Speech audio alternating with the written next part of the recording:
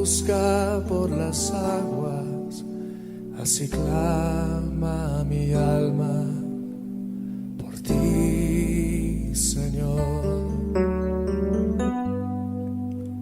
Día y noche yo tengo sed de ti, y solo a ti buscaré.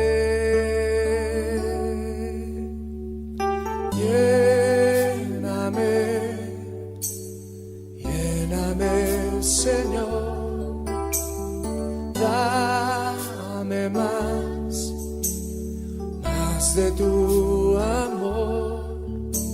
Yo tengo sed solo de ti.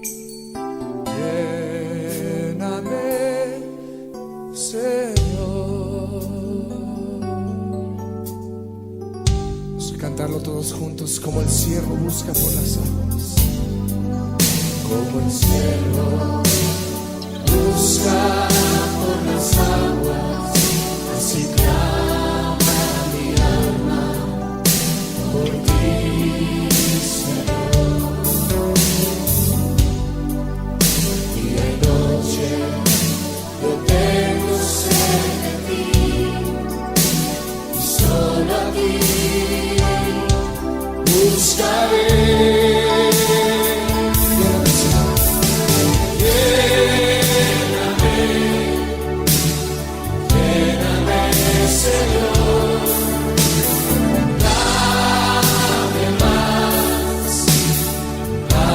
Tu amor, yo tengo sed solo de ti. Lléname, Señor. Lléname, Señor. Lléname, Señor.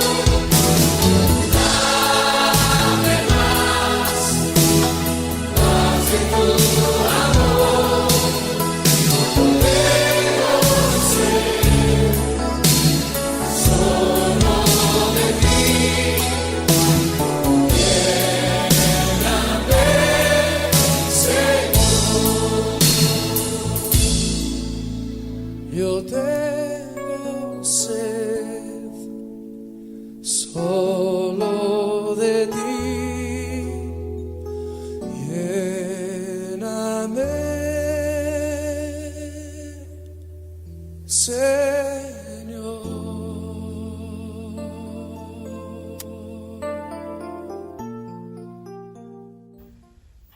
Dios te bendiga en este precioso momento en que estamos compartiendo gracia, misericordia y paz de parte de nuestro Padre Celestial y de nuestro Señor Jesucristo para ti, para tus amados. Te invito a abrir la palabra de Dios. El mensaje de hoy es la esperanza del mundo y vamos a hablar de la iglesia. Te invito al libro de Efesios capítulo 3 y vamos a leer pudiéramos leer todo el capítulo, voy a estar refiriéndome a todo el capítulo, pero vamos a concentrarnos en la última oración que Pablo hace en esta carta. Es una oración preciosa y es una oración que Pablo ora para los creyentes en Éfeso, pero también es una oración que tú y yo podemos orar por nosotros mismos, porque anhelamos lo mismo que Pablo va a describir aquí. Estoy en el capítulo 14 y dice así la palabra de Dios. Por esta causa doblo mis rodillas ante el Padre de nuestro Señor Jesucristo, de quien toma nombre toda familia en los cielos y en la tierra, para que os dé, conforme a las riquezas de su gloria, el ser fortalecido con poder en el hombre interior por su Espíritu, para que habite Cristo por la fe en vuestros corazones, a fin de que arraigados y cimentados en amor, seáis plenamente capaces de comprender con todos los santos cuál sea la anchura, la longitud, la profundidad y la altura, y de conocer el amor de Cristo que excede todo conocimiento, para que seáis llenos de toda la plenitud de Dios. y aquel que es poderoso para hacer todas las cosas, mucho más abundantemente de lo que pedimos o entendemos, según el poder que actúa en nosotros. A Él sea gloria en la Iglesia, en Cristo Jesús, por todas las edades, por los siglos de los siglos. Amén. Qué preciosa oración. Vamos a orar. Padre amado, qué precioso es acercarnos a un trono de gracia donde las puertas están abiertas para cada uno de nosotros, sabiendo que somos recibidos con los brazos abiertos y que nuestro Padre anhela escuchar las oraciones que hay en nuestro corazón. Señor, qué bueno es saber que en Jesucristo todas las promesas del cielo son sí, amén. Y en esta preciosa oportunidad yo te pido que bendigas el corazón de cada persona que escuche este mensaje. Señor, que tú no solamente nos permitas escucharlo con nuestra mente, sino que actives lo más profundo de nuestro corazón para recibir estas bendiciones que Pablo ora por los hermanos en Éfeso. Oh Señor, llévanos a una profunda experiencia con tu amor y con tu corazón. Te lo pedimos para gloria tuya. Señor, transfórmanos con tu presencia. En Cristo Jesús te lo pedimos. Amén. Amén, amén. Para poner las cosas en contexto, permíteme, voy a estar hablando del pensamiento que Pablo ha tenido, porque él comienza ese verso diciendo por esta causa. Y vamos a hablar de lo que eso representaba. Pero para hacerlo, él va a presentarte lo que él llama el misterio de la iglesia. Él te va a decir, la iglesia es la invención de Dios. Pero para poder entender lo grandiosa que es esta idea, esta comunidad de creyentes que Dios ha creado, tenemos que ir al comienzo para entender cómo llegamos hasta aquí. Y lo cierto es que en el corazón del ser humano siempre ha habido esa gran necesidad de estar junto con la familia de Dios. Recuerdo la historia, lo estudiaste quizás en la escuela, que el 17 de diciembre del 1620, un grupo de creyentes europeos salieron desde Londres, se montaron en un barco llamado La Flor de Mayo y atravesaron el Atlántico llenos de expectativas y esperanza. Era un grupo de creyentes que habían conocido la persecución y buscaban un lugar donde poder venir y adorar a Dios con toda libertad. Ellos llegaron al puerto de Plymouth, en Virginia, y desde allí se dispersaron por otros lugares. Eventualmente vendrían otros y se añadirían. Y luego a lo largo del norte y el sur de la costa este de Estados Unidos se establecerían 13 colonias. Y lo interesante de estos primeros peregrinos, como les llaman aquí en Estados Unidos, es que una de las historias de la Biblia que más les inspiró y les dio fuerza fue la historia del Éxodo. La historia que contaba cómo un pueblo esclavizado, y ellos habían conocido la persecución, cómo un pueblo esclavizado era llevado a la libertad. No solamente de su esclavitud, sino llevada al punto de alcanzar y cumplir las ilusiones y los sueños que tenían. Y esa historia, la historia del Éxodo, ha sido la inspiración de tantos pueblos que añoran una libertad.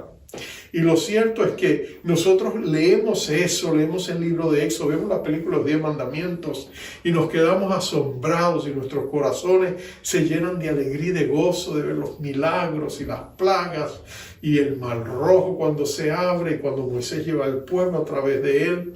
En fin, vemos todos esos grandes eventos y nuestros corazones se llenan de alegría porque vemos en Dios un gran libertador. Pero yo quisiera por un instante mostrarte otra perspectiva de esos pasajes, porque cuando lo vemos de esa manera, nosotros lo estamos mirando desde la perspectiva del pueblo de Israel y de los propios sueños que nosotros tenemos.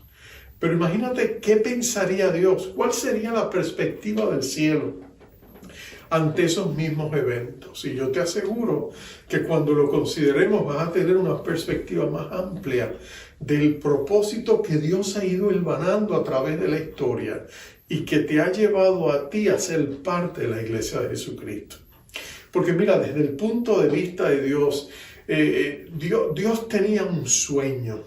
Él le había dado una promesa a un hombre, que él lo bendeciría y que a través de la bendición que él recibiría, ese hombre se llamaba Abraham, Dios bendeciría a todas las familias de la tierra. Entonces lo que tú ves desde el comienzo es que la visión de Dios es universal. Dios no buscaba solamente escoger un pueblo, hacerlo suyo y distinguirlo del resto del mundo para envidia y tristeza del mundo, que se sintieran abandonados, porque Dios había mostrado un favoritismo exclusivo a una sola nación.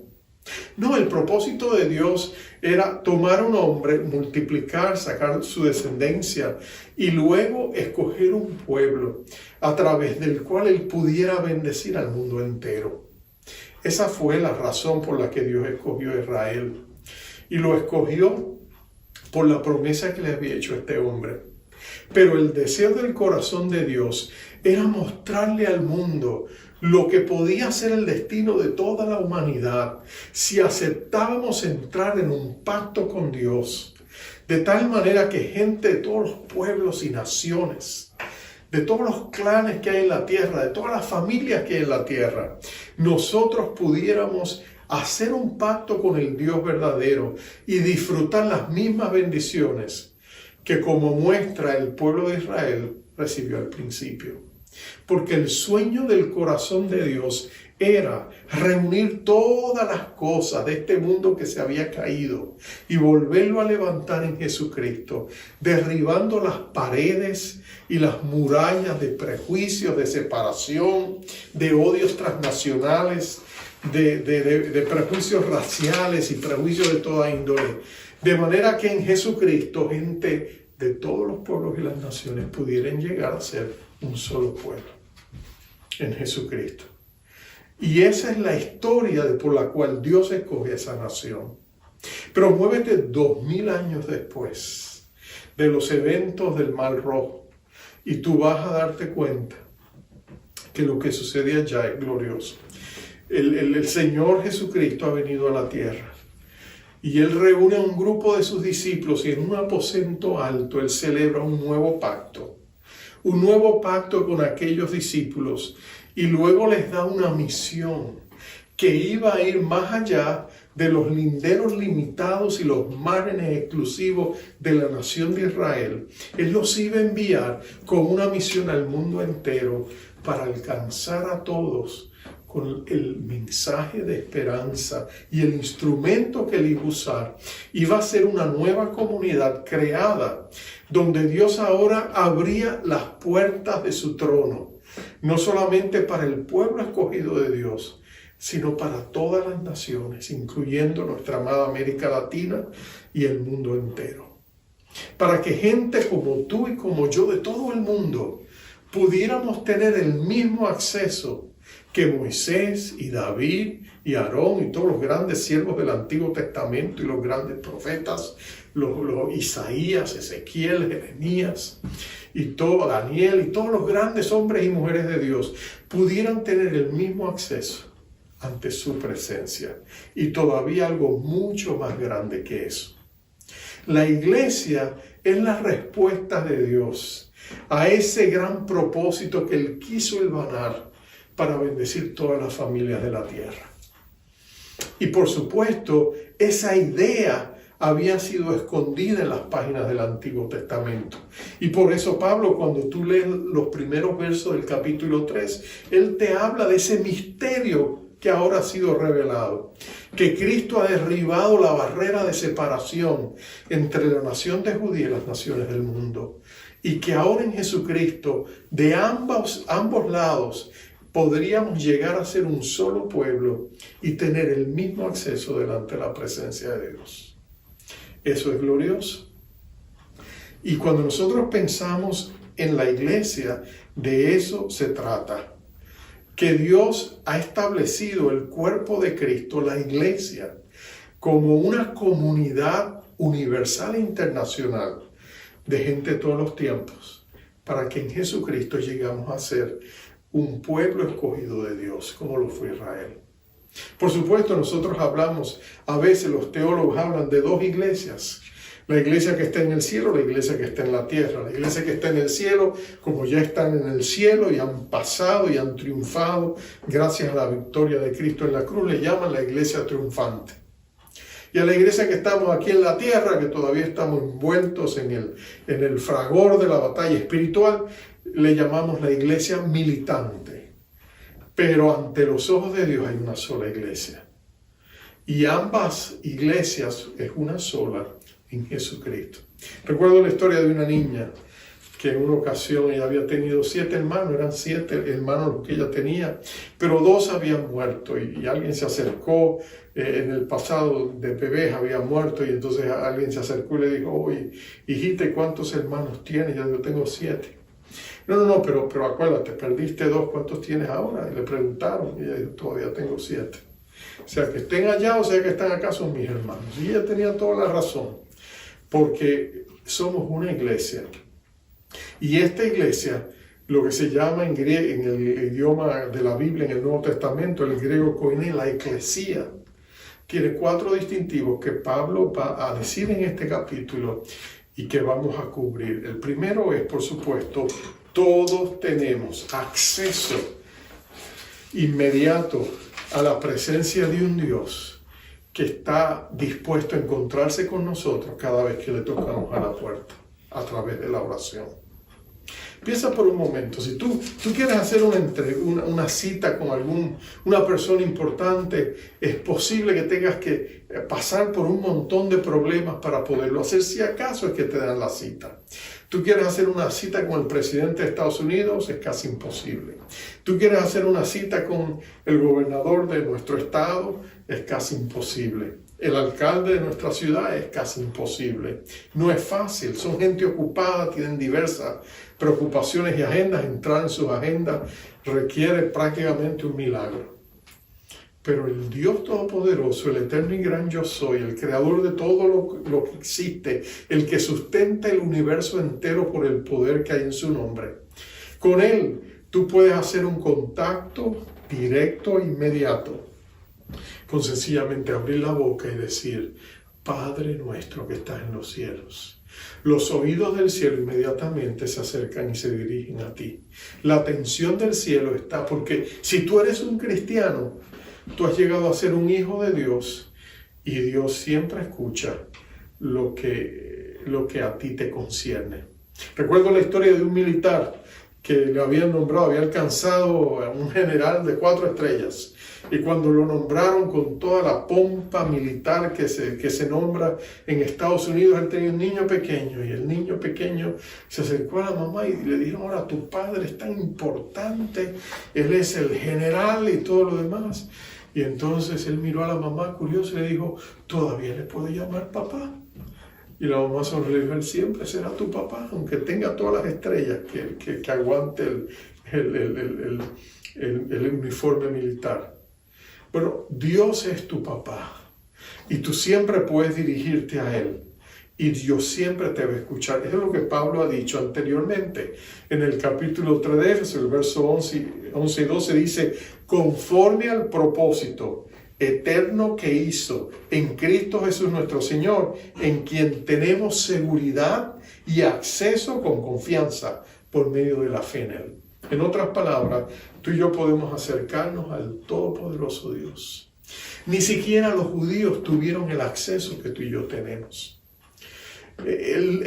Para darte una idea, cuando los judíos querían ir a adorar a Dios, iban al tabernáculo o eventualmente al templo. Y el templo tenía toda una serie de pabellones donde diferentes grupos podían llegar hasta su pabellón y de allí no podían pasar.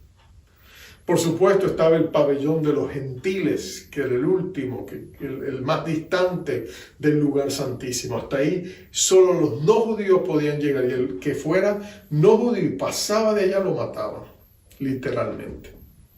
Después venía el pabellón de las mujeres y todas las mujeres podían ir allí a orar. Después venía el pabellón de los hombres y todos los varones israelitas podían ir allí a orar. Pero ninguno de ellos podía entrar al mismo templo. Solamente los sacerdotes y levitas podrían entrar a las inmediaciones del templo donde se ofrecían los sacrificios, y luego el otro cuadro, el lugar santísimo, el lugar santo, donde se ofrecía el incienso y las oraciones, y entraba el sacerdote y luego salía y bendecía al pueblo y le daba su bendición. De hecho, se echaban suertes entre todos los sacerdotes que había en el tiempo de Jesús. Habían unos 20,000 sacerdotes. Ellos echaban suertes para ver. Y si en algún momento de su vida uno de estos sacerdotes tenía el privilegio de llegar al lugar santo, eso era para celebrarlo. ¿Te acuerdas de Zacarías cuando le tocó a él? Y fue en ese momento que el ángel se le apareció y después él lo dejó mudo. Pero nota esto, él tuvo ese privilegio una sola vez en la vida. Pero aún así había otro lugar todavía más importante. Era donde se creía que la presencia manifiesta del Señor residía. Lo que los judíos en hebreo llamaban la Shekinah o Shekinah de Dios. La presencia manifiesta, que a veces se veía en una forma de nube o de fuego en las noches. Y ahí solamente el sumo sacerdote podía entrar a la misma presencia de Dios. Y había un velo que separaba el lugar santo del lugar santísimo. Una vez al año el sacerdote entraba para ofrecer sacrificios a Dios. Y allí el sacerdote le amarraban hasta con una soga. Y tenía unas campanitas, porque si él entraba en la presencia de Dios impuro y Dios lo derribaba, había que jalarlo. Y una vez al año él entraba para ofrecer el sacrificio de la sangre delante de la presencia santa de Dios a favor de los pecados de toda la nación, una vez al año. Pero ahora Dios te dice que cuando su Hijo amado, Cristo, murió en la cruz del Calvario, el velo se rasgó en dos.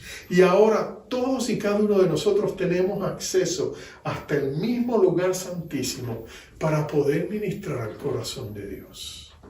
Y por eso es que la Biblia dice que todos los creyentes somos sacerdotes.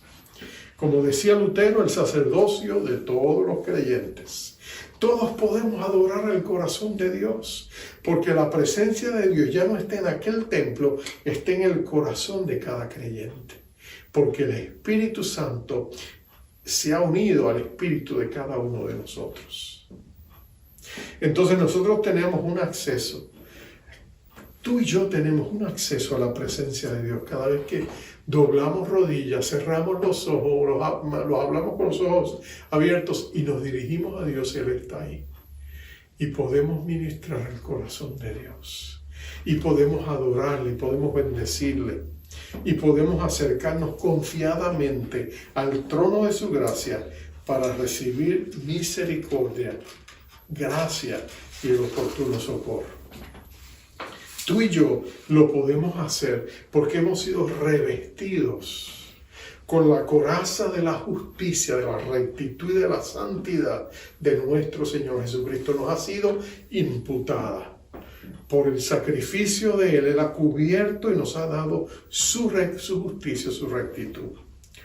Y ahora, después de haberla recibido y haber entrado en esta nueva relación con Dios, nosotros podemos proclamar la verdad de la salvación en Jesucristo al mundo que lo necesita.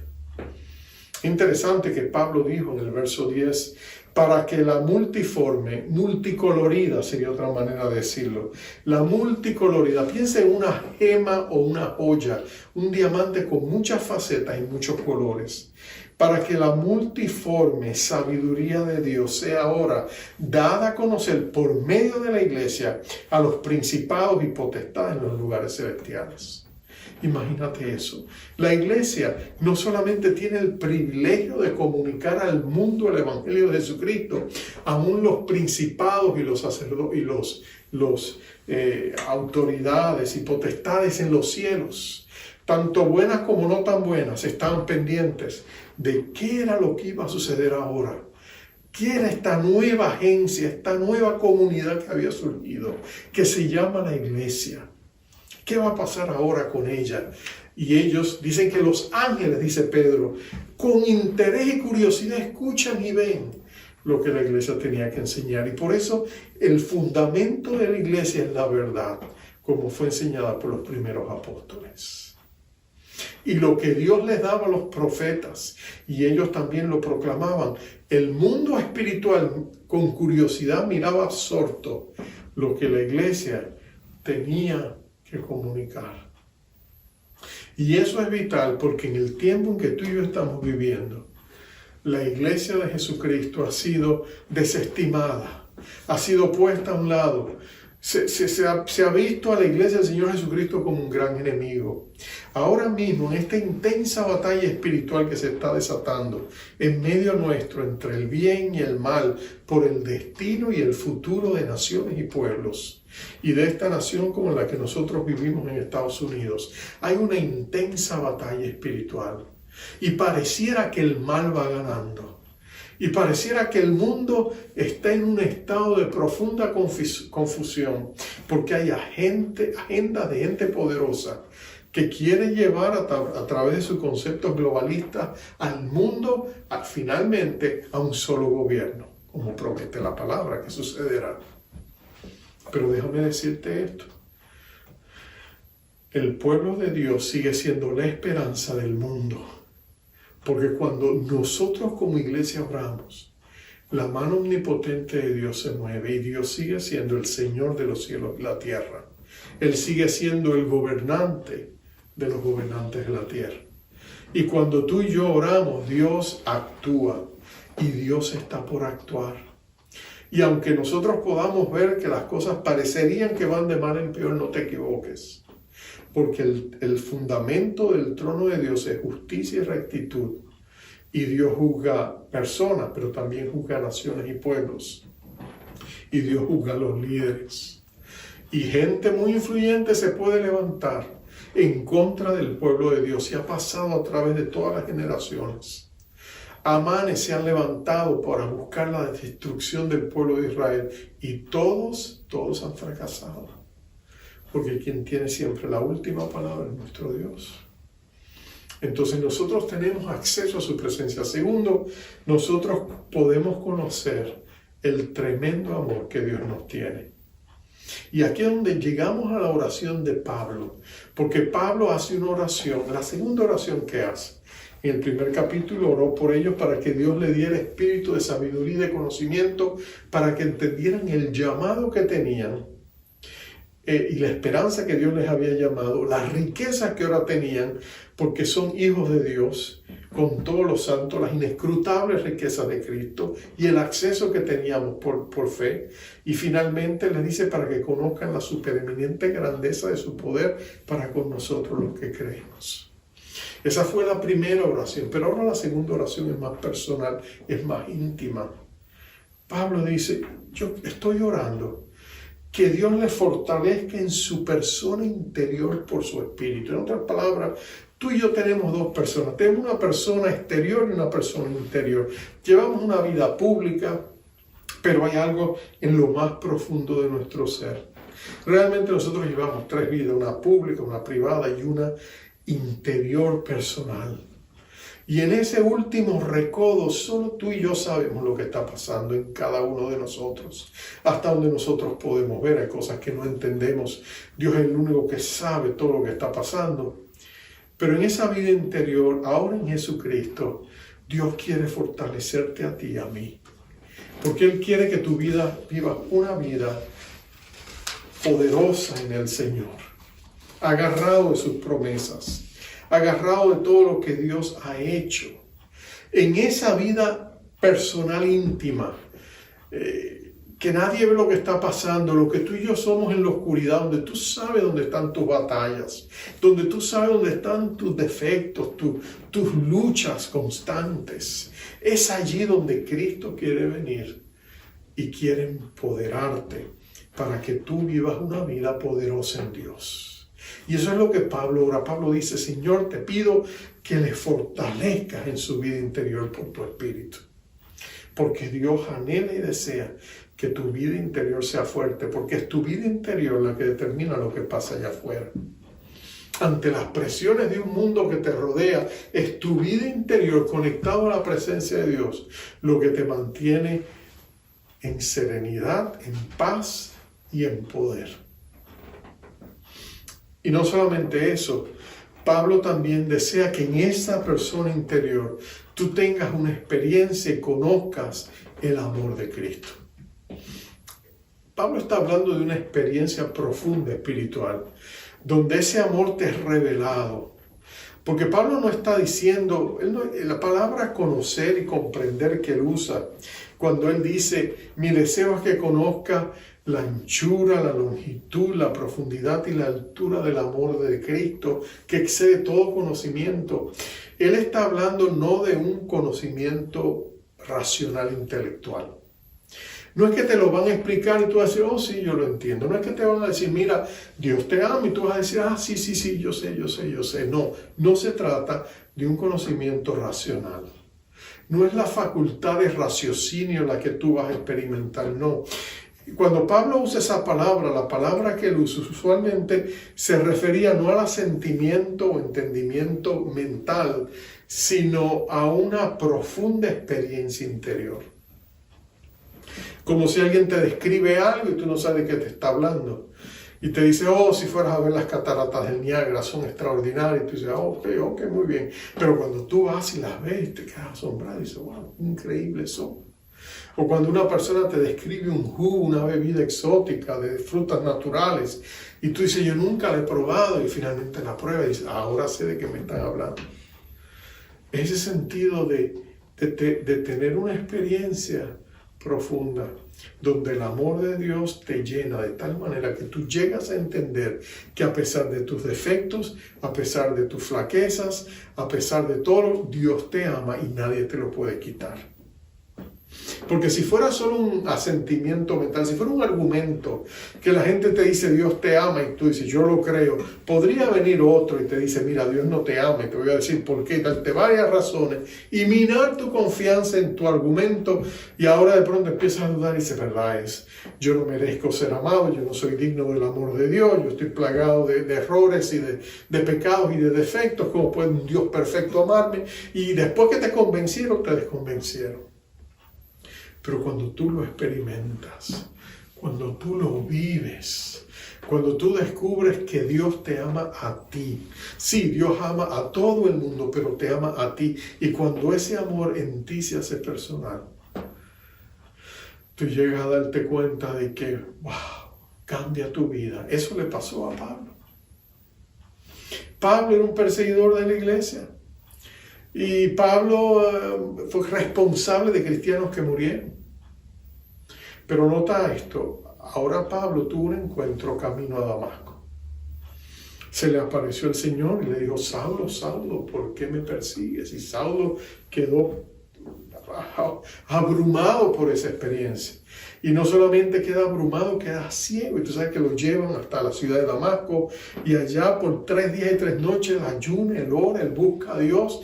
Él no puede ver, él está totalmente, él se siente condenado. Él se siente que ha estado cometiendo el error más grande de su vida y no lo sabía.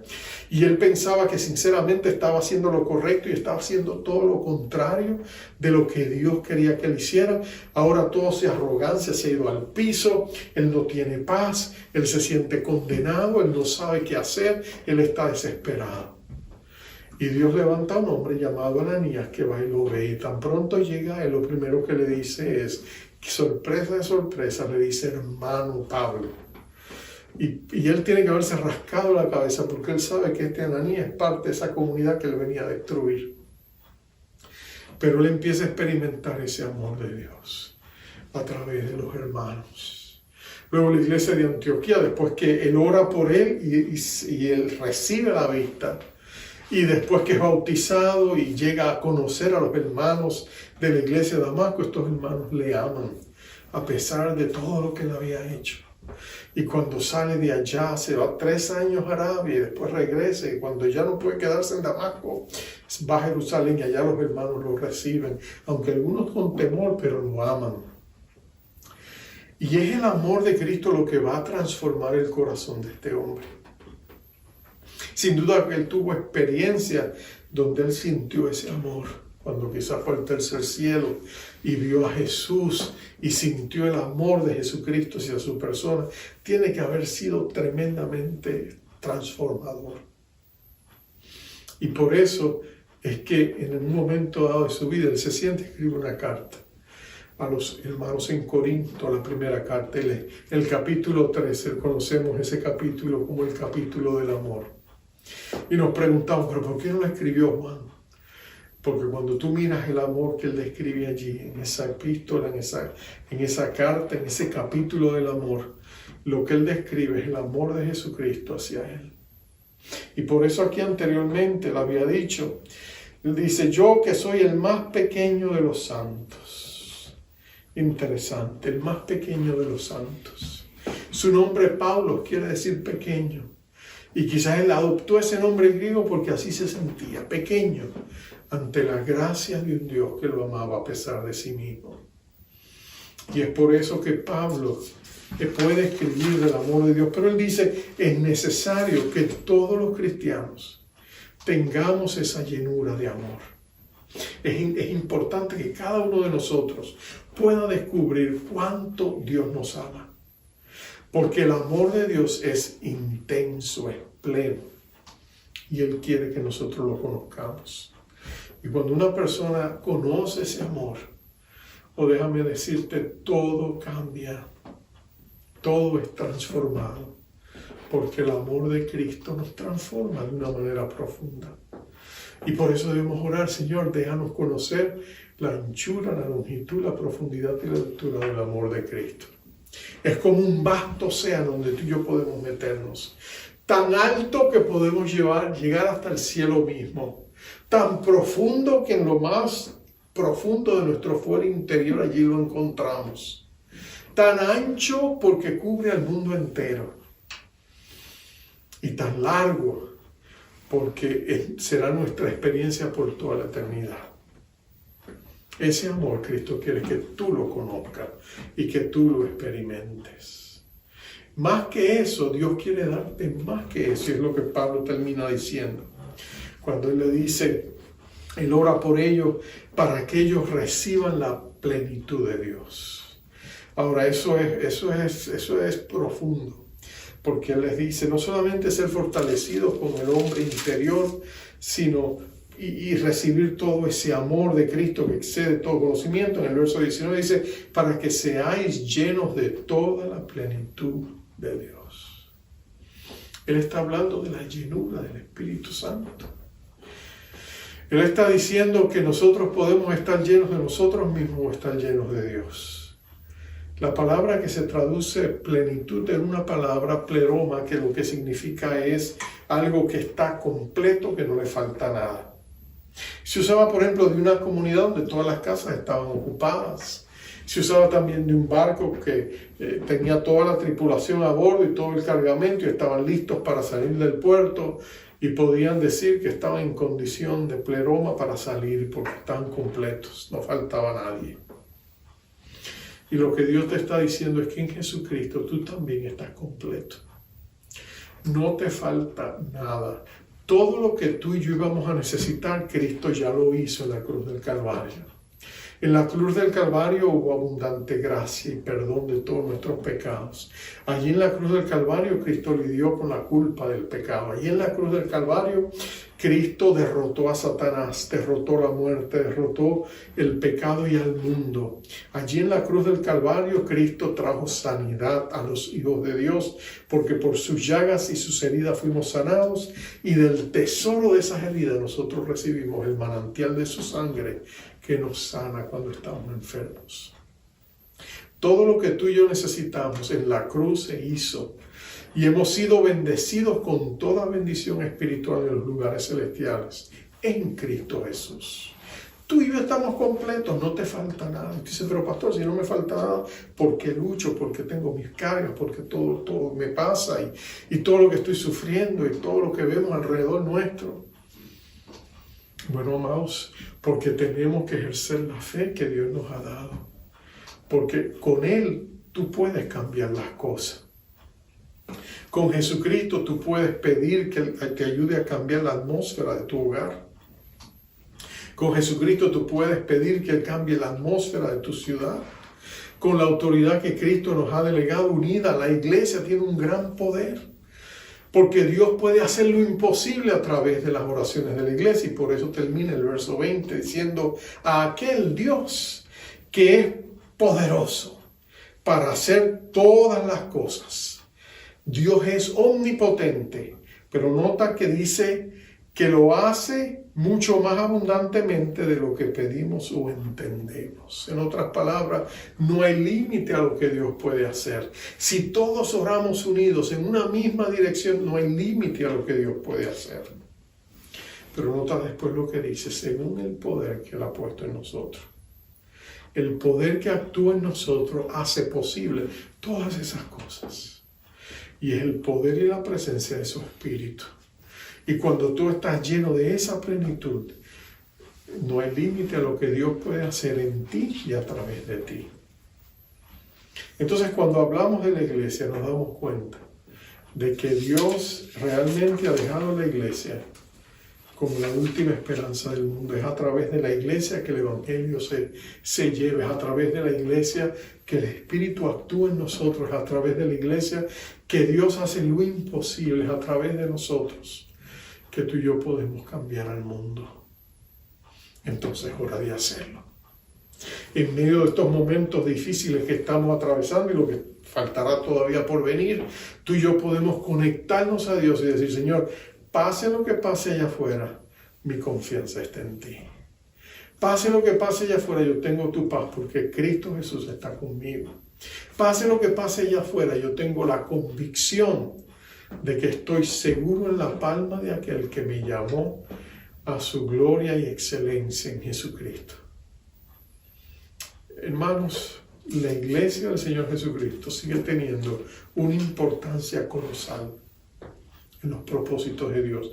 El mundo dirá que no somos esenciales. Dios dice somos indispensables, porque así Él lo ha determinado. Entonces, acerquémonos confiadamente al trono de la gracia. Conozcamos el amor de Dios. Intercedamos por los propósitos de Dios. Batallemos contra las fuerzas del mal en la autoridad y en el poder de nuestro Rey exaltado, el Señor Jesucristo. Y verás que Dios de tu lado, nada ni nadie te hará frente todos los días de tu vida. Como Dios hizo con Moisés y con Josué y con David, lo hará también contigo. Porque si Dios está contigo, ¿quién contra ti? Todo lo puedes en Cristo que te fortalece. Vamos ahora. Oh Padre, anhelamos una experiencia más profunda contigo. Y lo precioso de todo es que tú estás aquí. No tenemos que irte a buscar a ningún lado, no tenemos que viajar a un lugar exclusivo donde solamente allí se te puede encontrar a ciertas horas. Lo precioso de nuestra experiencia creyente es que tú estás con nosotros porque estás en nosotros. Estás más cerca que la piel que nos cubre. Estás más cerca que los mismos órganos que tenemos internamente. Estás más cerca que el piso que pisamos o el aire que respiramos. Jesucristo, tú nos has escogido para que seamos tu santuario y podemos tener comunión contigo. Porque el Espíritu de Dios es una persona. Él habla, Él escucha, Él bendice. Prepara tu iglesia para los días por venir. Prepáralos cuando vengan cambios, Señor, que humanamente hablando nos parezcan increíbles. Afirma nuestros pasos, sabiendo que lo que esté pasando allá afuera, tú lo tienes bajo tu control soberano. Que nada ni nadie nos puede robar de lo que Cristo ya ha hecho nuestro por medio de su sangre preciosa. Y lo recibimos por gracia y por fe a través de su obrar en nosotros. Señor, bendice nuestros hogares, bendice nuestras familias, bendice nuestras vidas. Llévanos a una más profunda comunión contigo. Ayúdanos a descubrir la riqueza y la gloria que encontramos en tu pueblo, en tu iglesia. y ayúdanos a ser portadores del mensaje de salvación, porque somos tus hijos y nada ni nadie nos puede separar del amor de Cristo que está en nosotros. Danos una mayor revelación de ese amor. En Cristo Jesús te lo pedimos. Amén. Amén y amén. Quisiera orar por ti para darte la bendición final acostumbrada. Jehová te bendiga, te guarde. Jehová haga resplandecer su rostro sobre ti y tenga de ti misericordia. Jehová alce sobre ti su rostro y ponga en ti paz. Dios te bendiga. ¿Quién nos separará del amor de Cristo?